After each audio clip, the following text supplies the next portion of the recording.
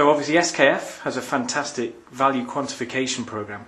What advice would you give to someone who's perhaps at the beginning of their value quantification journey? Well, it's a big discussion point, Andy. I mean, first of all, it's worth it. Number one, the profit that's generated for the company that creates the value and can prove the value is well worth the investment, and your customers are happier. So it's the right journey to be on, number one. Two, a lot of customers seem to think that just getting a software tool will be the salvation of it. We've got a very sophisticated tool that we spent 15 years developing. At that point in time, there weren't people on the market that had modules. SKF's the price leader in the marketplace we're in. We're also the value leader in what we do. And for the longest time, we just kept, and we still do, create better products and services all the time. We found that customers are much happier when they can see the quantifiable value that they're receiving, because we are a price premium, but now they can see that as an investment because we can show them the payback they are getting.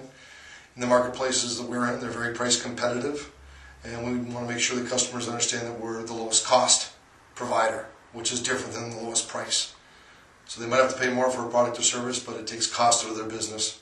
And the tool allows us to show when, where, and why that will occur. But the focus is more on the implementation. You know, helping you figure out what your value is. The software can help that, and also the consulting and the asking the questions.